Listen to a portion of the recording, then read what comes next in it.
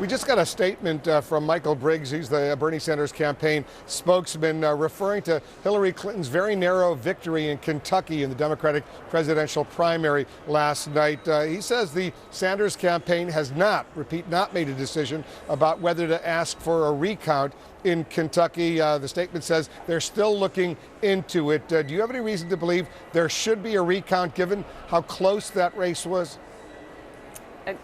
Not to my knowledge, but that's a conversation and a question of the Secretary of State, Allison Lundgren Grimes, in Kentucky.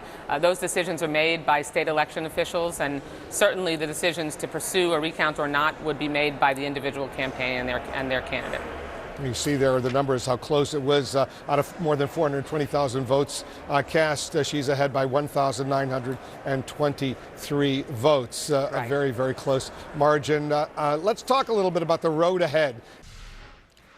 The chair of the Nevada Democratic Party wants an apology from Senator Bernie Sanders. She's blaming him for the chaos at the party convention in Nevada. Roberta Lang says the Sanders campaign has not come out strong enough against those actions. Listen to this. I think he should acknowledge that there were death threats to me, that there was death threats to my husband, that there was death threats to my 5-year-old grandson, that they called my work and tried to ruin, this is, like I said, this is my volunteer job being chair. I have a full-time job where single mothers and people trying to pay off their school loans work. And it hurt our business. People were calling our business so much that they had to unplug the phone. I think they owe an apology to me, and then I can give it to my the owner of the business. I mean, I think those kinds of apologies need to happen, and I think they need to recognize that this is not laughable. These are threats to people's lives that are very serious.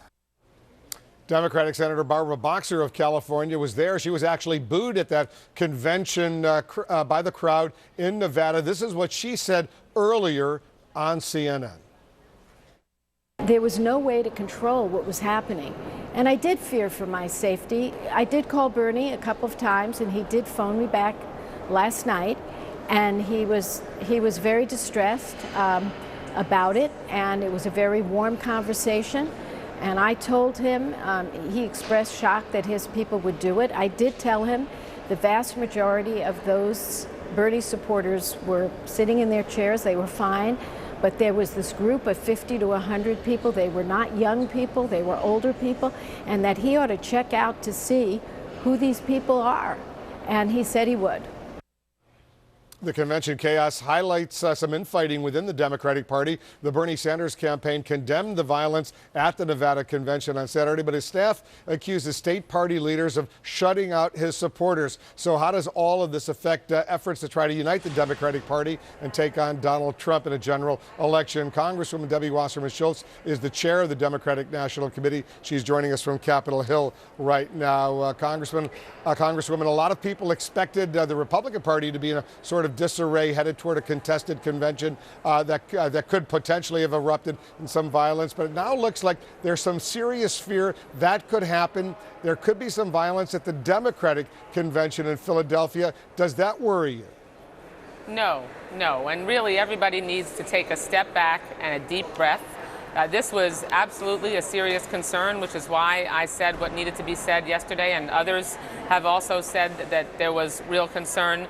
But it is important, and I'm confident that the candidates take the messages to heart about making sure that we respond and conduct ourselves in a civil and orderly way. I'm confident that they will, and we have a job to do. At the DNC, we continue to manage what remains of this primary nominating contest, and we're preparing for the general election. And I actually am really confident, and have been, even despite the concerns from this weekend, that we are going to go into this general election united, because there is a very clear consensus, agreement between our candidates, one, on the issues that matter, so we can build on the success that we've had under President Obama, and two, as importantly, if not more importantly, that we defeat Donald Trump and don't let he and the extremist Republican Party drag us backwards. And we're going to be united on that, and we're going to have a process that we'll go through whenever we have a presumptive nominee to work together as we always do, and we will come together, lock arms, and make sure that everybody feels included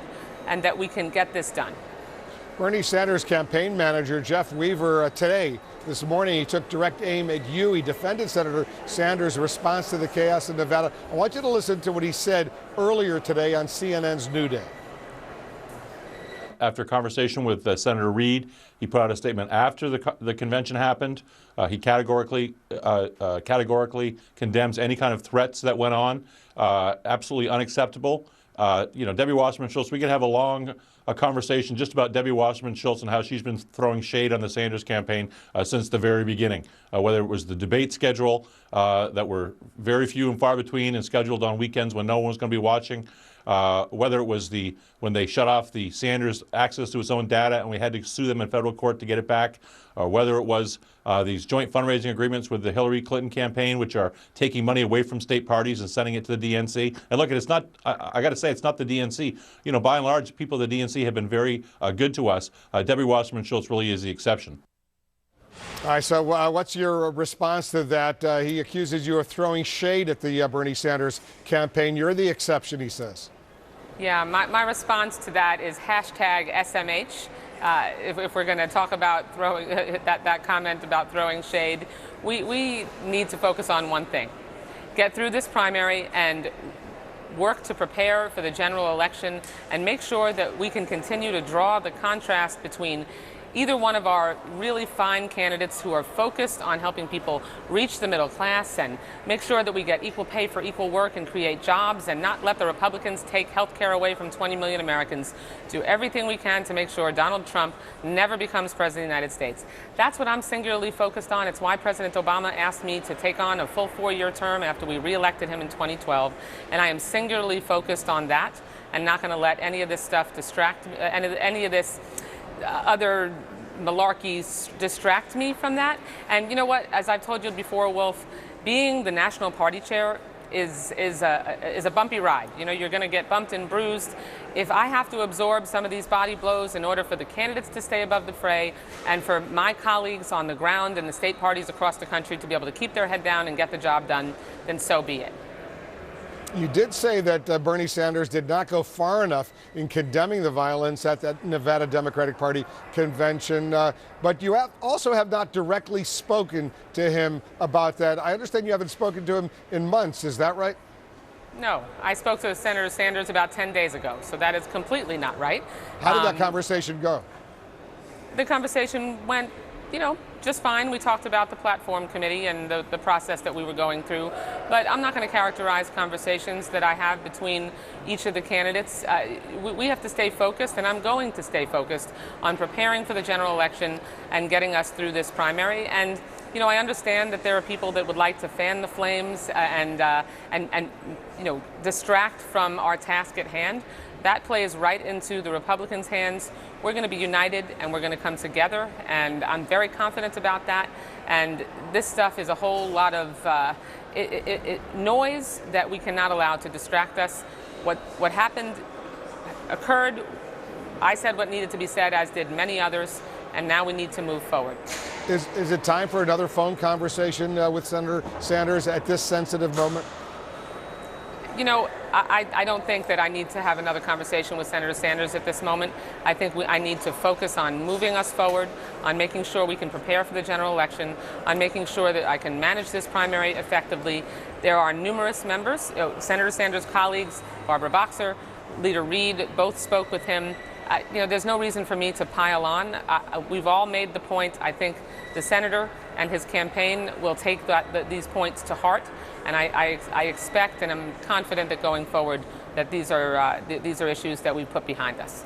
We just got a statement from Michael Briggs. He's the Bernie Sanders campaign spokesman, referring to Hillary Clinton's very narrow victory in Kentucky in the Democratic presidential primary last night. He says the Sanders campaign has not made a decision about whether to ask for a recount in Kentucky. The statement says they're still looking into it. Do you have any reason to believe there should be a recount given how close that race was?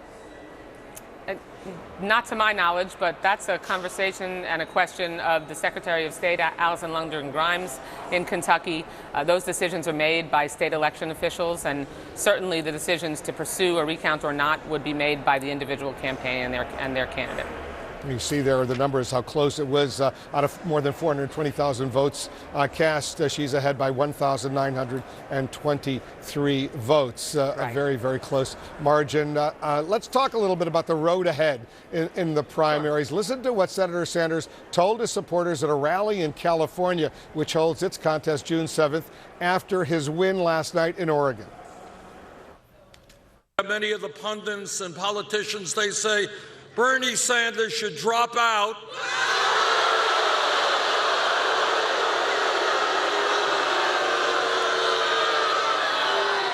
The people of California should not have the right to determine who the next president will be. Well, let me be as clear as I can be. I agree with you. We are in to the last ballot is cast. How do you see this this situation playing out? Oh, I see it playing out the way it has continued to play out. I agree. Bernie Sanders should stay in this race. It's what I've said all along until the last vote is counted. His opponent, Hillary Clinton, has also said that. And it's important that everybody has an opportunity to cast a ballot. This primary, you've seen through exit polls in a number of the recent primaries, Wolf, has actually energized our supporters. They're coming out and talking about how both candidates have made them more excited and looking forward to getting involved in the campaign and supporting whoever our nominee is in the general election. So I think this has been absolutely positive for our party, and it's been something that's allowed us to organize and mobilize around the issues that are important to Americans who are going to decide who the next president of the United States will be. And they're going to decide who the next president of the United States will be based on who they believe has their back, who they believe is going to stand up for them, that is going to make sure that they have the cornerstones of a middle-class life, not drag them backwards to policies like Donald Trump would, that plunged us into the worst economic crisis that we've had since the Great Depression, that doesn't understand foreign policy whatsoever, that is now, picking a fight with David Cameron, who is the leader of one of our most significant allies in the world. I mean, this man has no judgment, and there's a reason. He proves every single day why he is the most unpopular presidential candidate in history and why he has no business running for president and certainly should never be elected, not only to president, but to anything.